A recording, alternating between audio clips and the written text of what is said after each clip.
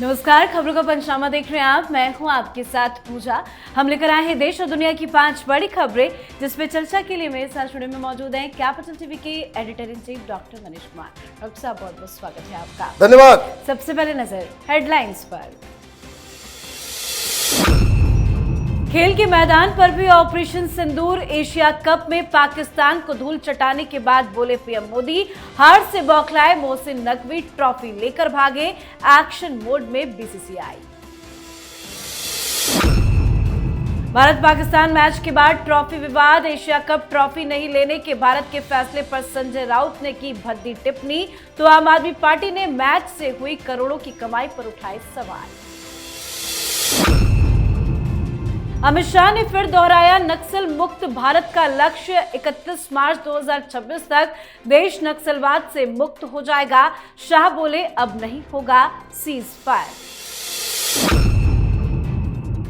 बिहार चुनाव के लिए बीजेपी ने बनाई 19 सदस्यीय चुनाव समिति। महाराष्ट्र से भी नेता हुए शामिल। बीजेपी की तैयारियों से डरे तेजस्वी, ऊटपटांग कर रहे हैं बयानबाजी। बरेली के बाद महाराष्ट्र में आई लव मोहम्मद पर बवाल। सड़क जाम करने पर पुलिस ने किया लाठीचार्ज। कई बवालियों को भी पुलिस ने किया गिरफ्तार। खबरों की शुरुआत में सबसे पहले बात खेल के मैदान में भी ऑपरेशन सिंदूर की। एशिया कप 2025 के फाइनल में भारतीय टीम ने पाकिस्तान को 5 विकेट से हराकर एशिया कप के इतिहास का 9वां खिताब जीत लिया है। भारत की जीत के बाद पीएम मोदी ने ट्वीट कर लिखा कि खेल के मैदान पर ऑपरेशन सिंदूर, परिणाम वही, भारत जीता। पीएम मोदी के इस ट्वीट से पाकिस्तान को मिर्ची लग गई। पीएम मोदी के ट्वीट को मोहसिन नकवी ने राजनीतिक और उकसावे भरा जवाब दिया। इस फाइनल मैच के दौरान मोहसिन नकवी की जमकर किरकिरी भी हुई है।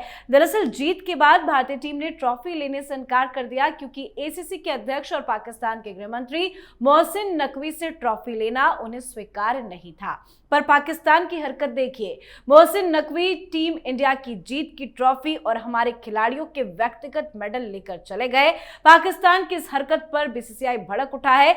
बीसीसीआई इस मुद्दे पर अगले महीने आईसीसी मीटिंग में औपचारिक शिकायत दर्ज कराएगा। इतना ही नहीं, उन्होंने मोहसिन नकवी को जल्द से जल्द ट्रॉफी वापस करने का अल्टीमेटम भी दिया है। सर, ये तो पाकिस्तान की बड़ी घिनौनी हरकत है, लेकिन अब ट्रॉफी का क्या होगा? देखिए, ट्रॉफी तो वापस हिंदुस्तान आएगा।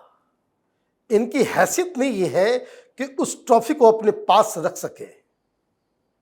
ऑपरेशन सिंदूर क्रिकेट के मैदान में फिर से खेला गया और भारत जीता। प्रधानमंत्री मोदी ने जब ये ट्वीट किया तो ये पाकिस्तानी जो पीसीबी का चेयरमैन है और एशियन क्रिकेट काउंसिल का भी चेयरमैन है, उसने ज्ञान देना शुरू कर दिया, लेकिन खुद अपने कारनामे पे उसका ध्यान नहीं गया।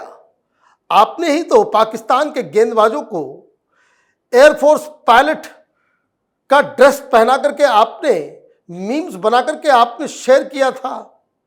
आप कह रहे थे कि भाई एयरफोर्स के पायलट की तरह आपके गेंदबाज हैं। तो हिंदुस्तान वालों ने क्या किया? जमीन पे धूल चटवा दिया आपकी, और आप बेशर्मों की तरह ट्रॉफी लेकर के भाग गए मैदान से। मतलब आपने वो कुकृत्य किया है जिस पे हिंदुस्तान ही नहीं, पूरा दुनिया, सारे लोग हंस रहे हैं।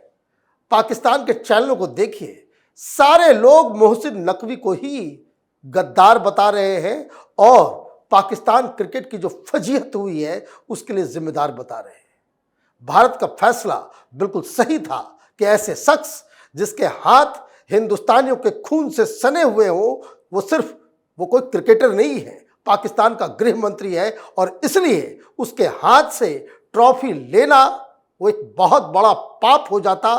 तो ये काम हिंदुस्तान ने सही कहा। रही बात आपने जो सवाल किया कि ट्रॉफी, ये तो पाकिस्तानियों की औकात के बाहर की चीज़ है कि हिंदुस्तान की किसी चीज़ को वो अपने साथ लेके जा सके। वो वापस आएगा और जबरदस्त तरीके से वापस आएगा। जी, तो समूचा पाकिस्तान इस वक्त जल भुनकर राख है।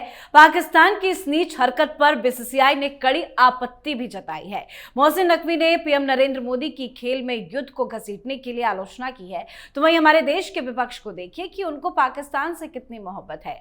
दरअसल संजय राउत ने सूर्य कुमार यादव और मोहसिन नकवी का पुराना एक वीडियो शेयर कर उनकी आलोचना की है। राउत ने कहा है कि अगर देशभक्ति उनके खून में होती तो उन्हें पाकिस्तान के साथ खेलने के लिए मैदान पर कदम ही नहीं रखना चाहिए था।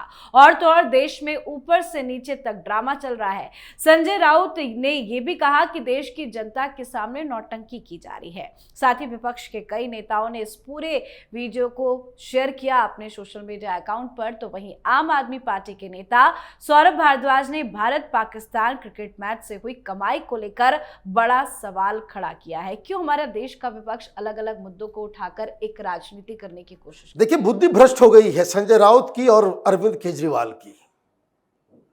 आप इस तरह के बेहुदे सवाल उठाओगे? वीडियो जो आप शेयर कर रहे हो, तमाम विपक्षी पार्टियों के लोग एक वीडियो को शेयर कर रहे हैं। ये वीडियो कहां से आया है?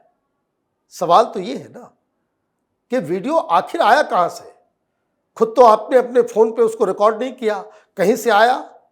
ये पाकिस्तानी क्रिकेट बोर्ड पीसीबी का चेयरमैन मोहसिन नकवी, जिसके हाथ से हम लोगों ने ट्रॉफी लेना स्वीकार नहीं किया, उसके द्वारा रिलीज किया ये वीडियो था।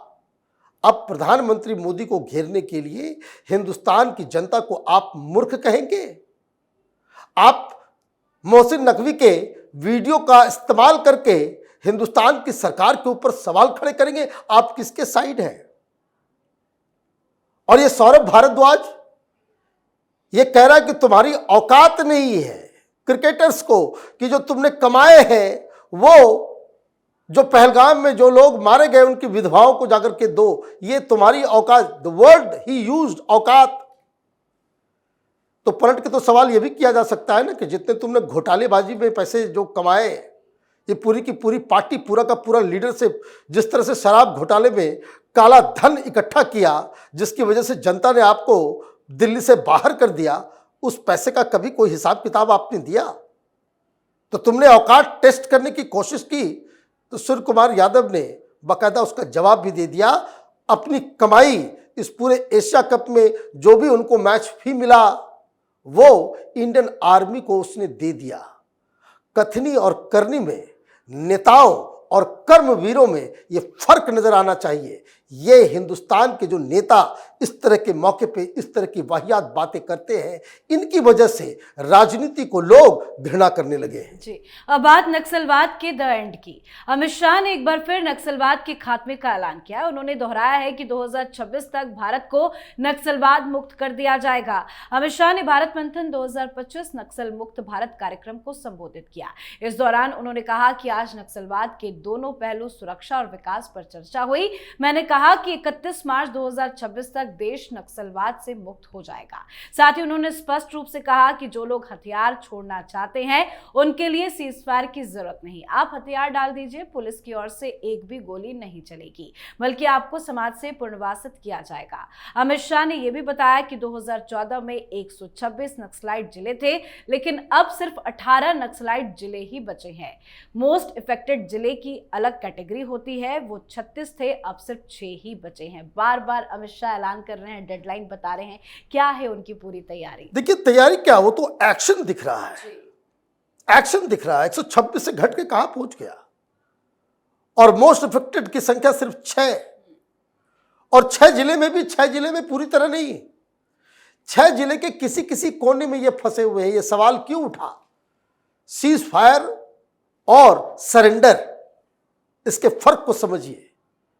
अभी भी बहुत सारे लोग हैं ये दिल्ली के अंदर बैठे हुए अर्बन नक्सलाइट्स, बहुत सारे पत्रकार, मीडिया बंधु, बहुत सारे प्रोफेसर्स, जेएनयू हो, आईआईटी हो, डीयू हो, इस जगह पे बैठे हुए लोग ये कह रहे हैं भाई सीज फायर करें। अरे भाई, सीज फायर 2 देशों के बीच में होती है। सीज फायर जब आर्मी भाई गुंडों को मार रही, जब ये जो नक्सलाइट्स जो हैं, इसको आप समझिए ये टेररिस्ट हैं। दुनिया के सबसे घातक टेररिस्टों में माओइस्टों का नाम दर्ज होता है, इन नक्सलियों का। और अमित शाह ने साफ कहा, सीज फायर नहीं होगा, मरोगे या फिर तुम सरेंडर करोगे। सरेंडर करोगे तो तुमको रिहेबिलिटेट किया जाएगा, मेन स्ट्रीम मेन समाज में आपको जो है नौकरी दी जाएगी, पैसे दिए जाएंगे, धंधा करने के लिए मौका दिया जाएगा, सारी चीजें की जाएगी। लेकिन अगर आप हथियार नहीं डालोगे, सरेंडर नहीं करोगे, तो जैसे कीड़े मकोड़ों को मारा जाता है ना, वैसे नक्सलियों को मारा जाएगा। कैपिटल टीवी के दर्शकों को कब से इस बात के लिए हम लोग कहते आ रहे हैं कि ये बीमारी ऐसी है, एक ऐसा वायरस है जिसका एक ही इलाज है। इसको जब तक आप पूरी तरीके से खत्म नहीं करेंगे, ये समाज में जहर घोलते रहेंगे। अमित शाह इस बीमारी के सही चरित्र को समझते हैं और इसलिए लगातार ऑपरेशन चल रहा है। जो सरेंडर करते हैं उनकी जान बच जाती है, जो सरेंडर नहीं करते हैं उनको जंगल में ही दफना दिया जा रहा है। जी, अब बात बिहार विधानसभा चुनाव की। चुनाव को लेकर भारतीय जनता पार्टी ने तैयारी तेज कर दी है। मैनिफेस्टो कमेटी बनाने के बाद पार्टी ने अब प्रदेश चुनाव समिति भी घोषित कर दी। इस समिति में कुल 15 नेताओं को शामिल किया गया है, जबकि एक पदेन सदस्य और 3 विशेष आमंत्रित सदस्य भी जोड़े गए हैं। इस तरह कुल 19 सदस्यों की ये टीम आगामी विधानसभा चुनाव में रणनीति और कामकाज संभालेगी। तो वही महागठबंधन की तैयारी बड़ी स्लो चल रही है। सीट शेयरिंग पर मुहर नहीं लगी है, साथ ही तेजस्वी सिर्फ बयानबाजी में लगे हुए हैं। तेजस्वी यादव ने मुख्यमंत्री नीतीश कुमार को खुली बहस की चुनौती दी है। उन्होंने कहा है कि मुख्यमंत्री अगर कैपेबल हैं तो बहस करें, आखिर पता तो चले कि उनकी सेहत ठीक है या फिर नहीं। सर, बिहार चुनाव को लेकर क्या है? देखिए, एक तरफ तैयारी वो डबल इंजन के हिसाब से चल रही है। सीट शेयरिंग का फॉर्मूला भी बन गया, कैंपेन कमेटी भी बन रही है, चुनाव कैसे लड़ा जाएगा, कैसे उनकी तैयारी अभी घोषणा से पहले ही 50% से ज्यादा हो चुकी। जहां जहां इनके विधायक हैं वहां वहां एनडीए कार्यकर्ताओं के बीच बैठक हो रही है। और विपक्ष क्या कर रहा है, महागठबंधन क्या कर रहा है? अब इनके शीर्ष नेता ही गायब हैं। वो कोई साउथ अमेरिका में विचरण कर रहे हैं, कहां गए किसी को मालूम नहीं। वो कांग्रेस वाले ने बताया साउथ अमेरिका गए हैं, लेकिन अभी तक कोई तस्वीर वगैरह नहीं आई है कि भाई कहां गए, कौन से देश में गए। और यहां ये वीआईपी वाले, ये पशुपति पारस, रामविलास पासवान के भाई, ये वामपंथी, ये तेजस्वी यादव, ये एक टक इंतजार कर रहे हैं कि भाई वापस आएंगे तब तो यहां। तो एक तरफ तैयारी तेजी से बढ़ रही है आगे, और दूसरी तरफ लीडर्स आपस में बैठ भी नहीं पा रहे हैं। तो ये बड़ा फर्क है। और चीज़ों को इंगेज करना है तो मीडिया में बने रहने के लिए तो कभी तेजस्वी यादव जो है वो बजट के ऊपर सवाल खड़ा करते हैं, तो कभी कहते हैं कि भाई नीतीश कुमार की सेहत ठीक नहीं है। तो आप अपने काम जो ज़रूरी है वो हो नहीं रहा और बेकार की बातों में समय को बर्बाद किया जा रहा है। जी, अब बात आज की आखिरी खबर की। बरेली में आई लव मोहम्मद पर हुए बवाल का असर महाराष्ट्र तक पहुंच गया है। आज महाराष्ट्र के अल्ल्या नगर में सड़क पर रंगोली बनाकर आई लव मोहम्मद लिख दिया गया, जिसके बाद मुस्लिम समाज गुस्से में सड़क पर उतर गया और नारेबाजी करने लगा। मोर्चा संभालने के लिए तुरंत पुलिस फोर्स को बुलानी पड़ी। पुलिस ने प्रदर्शनकारियों से सड़क से हटने का अनुरोध किया, लेकिन प्रदर्शनकारी सड़क से नहीं हटे।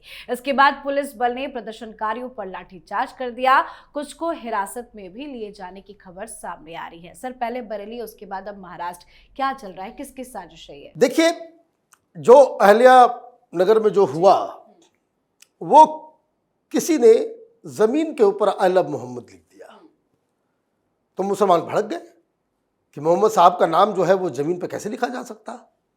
तो वो प्रोटेस्ट करने पहुंचे। प्रोटेस्ट करते करते वो थोड़े ज़्यादा ही एग्रेसिव हो गए, हिंसक होने लगे, तो पुलिस की कार्रवाई हो गई। अब बात को समझिए, ये पूरे देश भर में इस तरह का माहौल क्रिएट किया जा रहा है। आई लव मोहम्मद, भाई ठीक है। लखनऊ से फिरंगी महल जो मौलाना है, उन्होंने बड़ी अच्छी बात कही। मुसलमानों को उनकी बात सुननी चाहिए कि इसको तूल मत दो, उन्होंने डायरेक्टली तो नहीं कहा, लेकिन मैंने बहुत सारे मौलानाओं से मैंने बात की। क्या इस्लाम में इस तरह के पोस्टर्स लगाने, मोहम्मद का नाम लिख करके, वो आई लव मोहम्मद, वो जायज है क्या? क्या इस तरह का सिंबॉलिक प्रदर्शन किया जा सकता है क्या? गैर इस्लामिक है।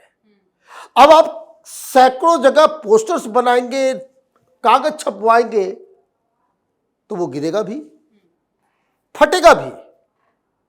भगदड़ होगी तो आज जो लिखा हुआ है वो फटेगा भी कागज। क्यों कर रहे हैं आप? क्यों कर रहे हैं?